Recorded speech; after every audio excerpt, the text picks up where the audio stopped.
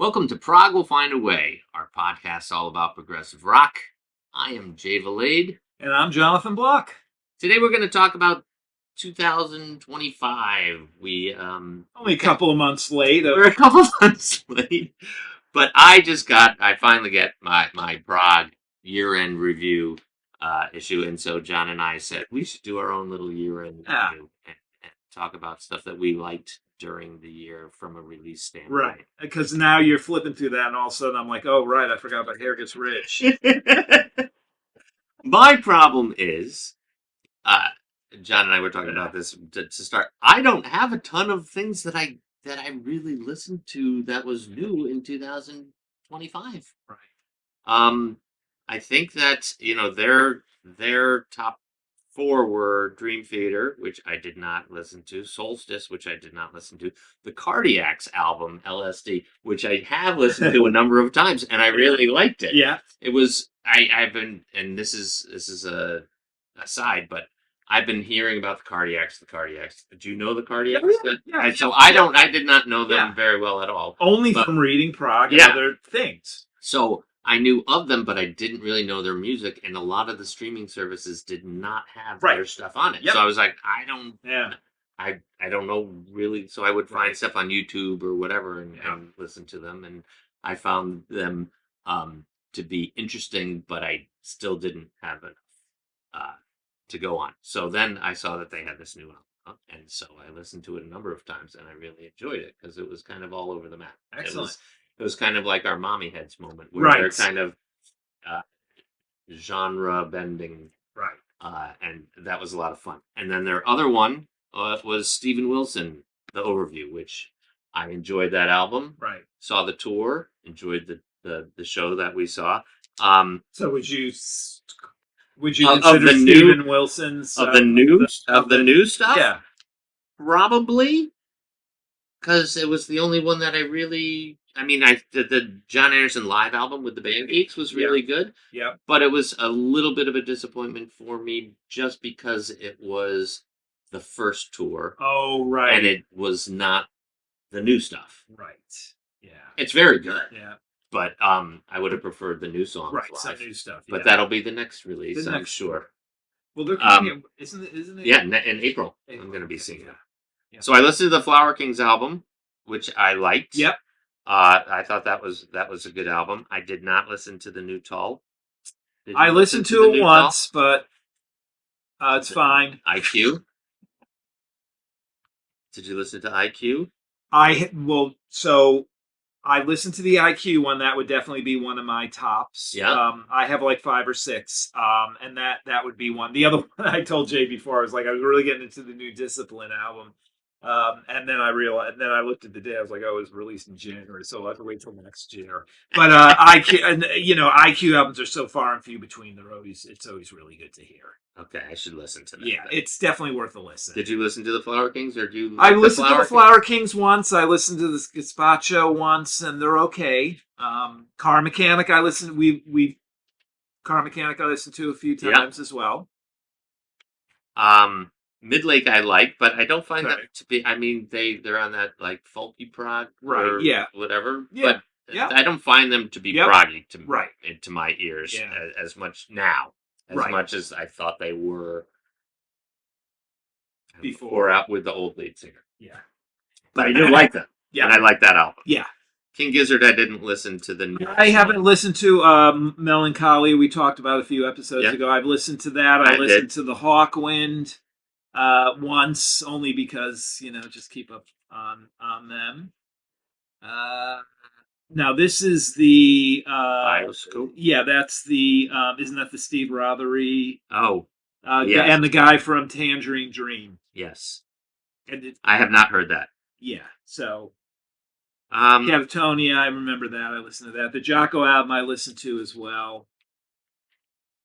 And then it gets Steel Eye Span, so interesting. So actually, I'm glad to see Steel Eye Span here, because once we're done with this, I'm going to go through the 4 that I really listened to last year, and at least, we're Prog adjacent here. I did not listen to Spock's Beer. Did you? This band, Gasta Berling Saga, they've been around forever. I listened to they're kind of a little off the wall. So they again they've been around for a while.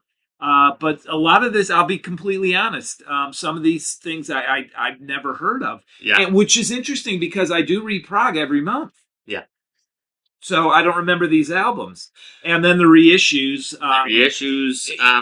Interesting. I don't think I even listened to King Crimson's Lizard reissue.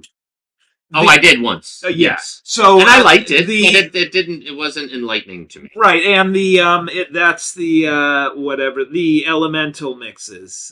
Yeah, but like I told you, it's like they just took the drums out of a lot of stuff. But I did listen to that. Yeah, so the Alan Parsons, this is like Tales of Mystery. They keep putting that out. Obviously, Van de Graaff Generator World Record, amazing. The Renaissance. It's the late '70s period. Excellent box set. Kraftwerk Autobahn as an Atmos mix is freaking phenomenal. Okay. So the super. You have more time on your hands. Well, than I do, I do. So, I'm retired, so if I have music on all day, One Size Fits All. The Zappa box was actually in. We'll get to our lists. I have a list here, and I have like a last number 5, which is a bunch of different things, and that was one of them. Great. All right. Unless it shows up higher, In the Wake of Poseidon is my choice. Yeah, they didn't have that on here. Yeah, so Kate Bush, I didn't even know that she released a compilation of B-sides. Right. XTC Drums and Wires. I have not heard this new 2025 mix. And I love that album. I haven't either. But yeah, it feels like I just bought the last one, but it's probably 10 years ago. Right. Toll, Still Living in the Past, so one of my favorite reissues from last year. I listen to it constantly. I love it. It's on my list. I forgot about Hargis Ridge, which I love. I love the remix of that. In the Hall of the Mountain King, Hawkwind is excellent as well. You get another Pentangle. Peter Hamill. Of course. So the Peter Hamill box, I'll talk more about that. So that is definitely my number 1 reissue from last year. I remember when it came out, and I said to Jay, I was like, the Van de Graaff box was great. The Peter Hamill box I don't really need, blah, blah, blah, blah, blah. And then I started listening to it online, and I was like, oh, man, this thing is amazing. And I just keep listening to it. It's like 85 discs. I mean, it's insane. But anyway. It's like the Exposures box? Yeah, I mean, it's essentially his Virgin and Charisma years. So it's really from 70 to 80 something. But there's remixes, there's live stuff. 18 CDs and 2 Blu-rays. Yeah, I mean, if you're into Hamill at all, it's just great. His solo career was always a bit different than Van de Graaff, so to have both parts of them is great. Pentangle, I'm a big fan of, anyways, but I don't pay attention. It seems like there's reissues coming out all the time. The Tangerine Dream Phaedra 50th anniversary, an amazing album. They put a lot of that. There's nothing new on that. It's just live stuff that was on the Virgin boxes that they put out a number of years ago. I did not Rush 50. I kind of remember that. Obviously, Wish You Were Here box. We talked about that. Yes. Amazing. We had we talked a lot about the Close to the Edge box, which is also amazing. I'm curious to see what's number 1. The Lamb.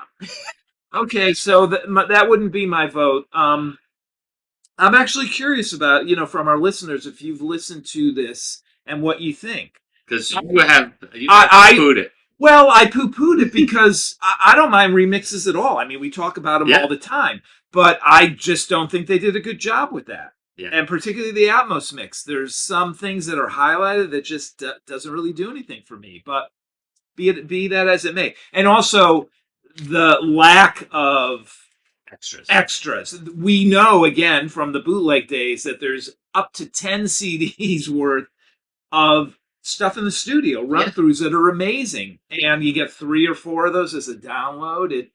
They've never been really good with that. But let's stay on the reissues for a minute. So the Hamill box is great. I would definitely recommend that to anybody. The Living in the Past box I thought was great too, because there's a lot of additions to that. And the Toll box again is a Steven Wilson Wilson jam. My other top reissues.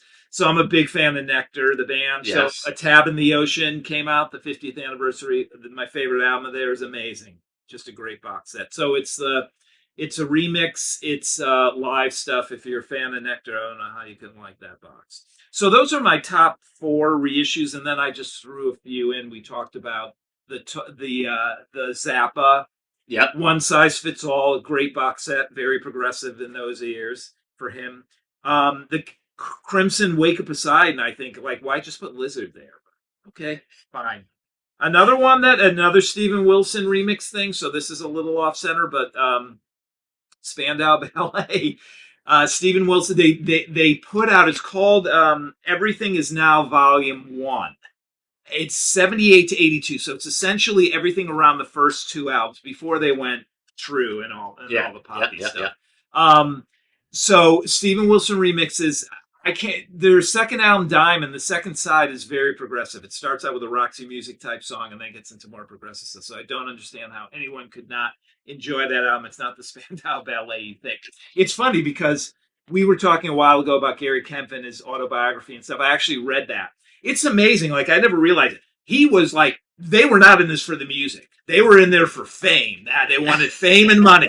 And it's interesting though, because of that, Gary Kemp was always thinking ahead. Like they're in the middle of the kind of punkish 78, 79. He's already hearing that in London people are dancing and it's dance music. And so they come out with Diamond, where the first side is like white boy funk music at a time where the stuff is just happening. And then True, it was the same thing. It was like, we need saxophone, we need this. And that's all it was. And that kind of amazed me because that's the younger him. Now he's more, like playing with Nick Mason and all that. So that was funny. So those are my reissues. All right. I only have a couple reissues. Okay, let's do the. But Prog Magazine, Steven Wilson's Frankie Goes to Hollywood, Atmos, and 5.1. And is this a SDE exclusive? I don't know if it's an SDE exclusive, but that's where I got it.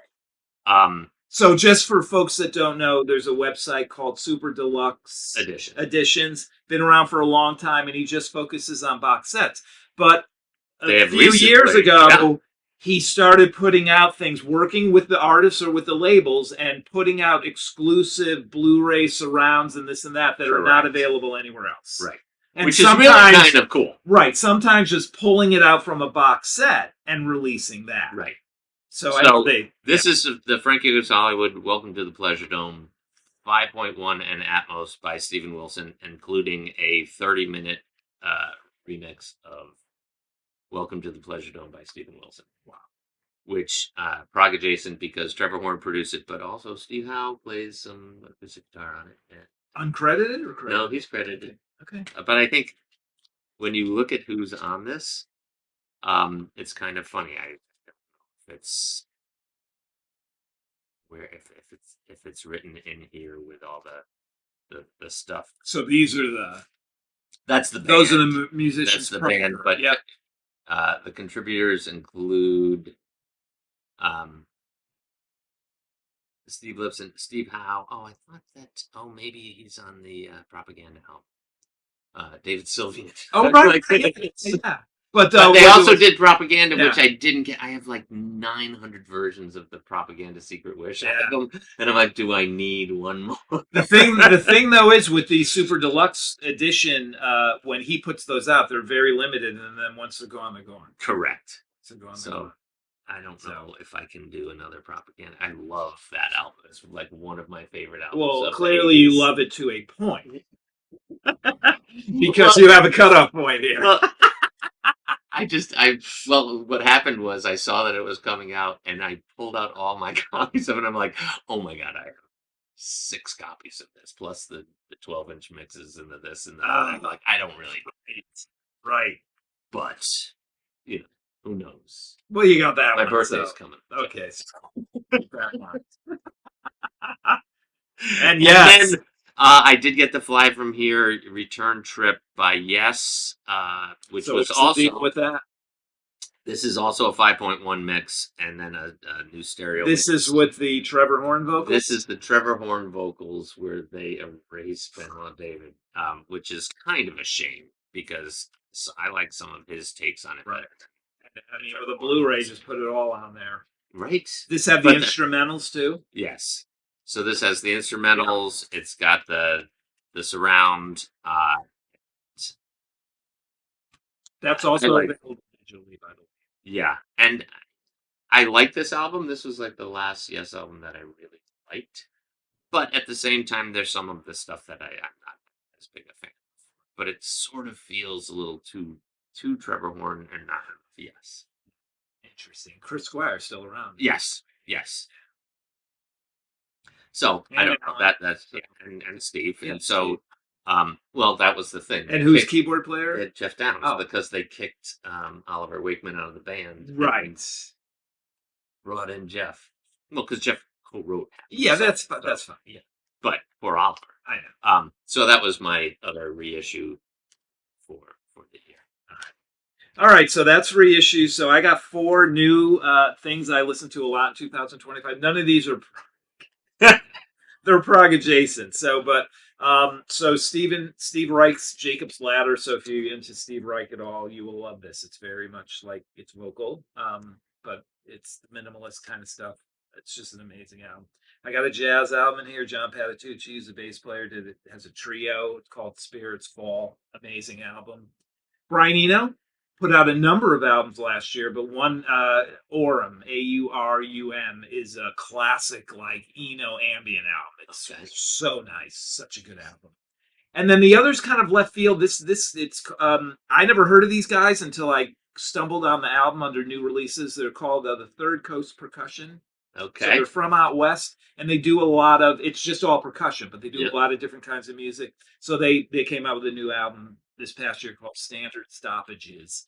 And so if you like kind of percussion music and progressive music, I think you would like that. So, and then my 5th, I'm going to say the Mommy Heads, because that was a really fun album, and I actually ended up listening to that a lot. Both of them. Yeah. And I'm glad we went through the Prog Magazine, because I did not I tried to go through in your head. Well, actually I knew at the beginning of the year. I was like, we haven't done an end of the year, so we should. So as I heard things I liked, I actually started writing them down all through the year. But then I went back. John told me we were doing this morning. I know, like, so I was 2 hours ago. 2 hours ago. So then I kind of I started looking through like all the releases, and I'm like, I can't do this. I'm sticking with these 4. So I'm glad you had that, because there were things in there I just forgot about, particularly reissues too. Like I forgot about Here Gets Ridge. I think they did a great which I job. haven't listened to the remix. Do you have it? Did you get it? No, didn't get it. Yeah. Was that another SDE thing? It was, but I was too. That in particular is the Snooze You Lose, because it was like out of print. Right, probably did like 1,000 copies, and I finally was like, oh, I should get that, and then it was too late. It was too late. It was too late. Yeah. Yeah. Well, so and like, don't feel too bad. You can go online and hear them. Like, so a lot of these things they do stream. Like the Fly From Here, they have it's it's on. It's listed as 2 separate things. It's the instrumental version. Instrumental, which is actually great, because it is the instrumental stuff is really good. Pretty good year for. I mean, looking through that, there were a lot of prog releases. Yes. That I forgot about. Marillion didn't come out with anything last year. They was. I don't believe they did. Okay. Well, Steve Rothery did, and then right, and then he did the whatever. Yeah, that Biosphere. Yeah. But no, they live stuff. But 2026. They have a new album that they're working on. They've announced a whole bunch of tour dates all over Europe. Everywhere. Pompeii. Okay, so we never talked about Pompeii. They're playing Pompeii. They are, yes. Wow. 2 nights, I think it is? Wow. And you're not going? I'm not going to. Did you try? No. No. I don't know. All right. Anyways, all right. Well, there we go. Well, Prog will find a way. If you wanted to.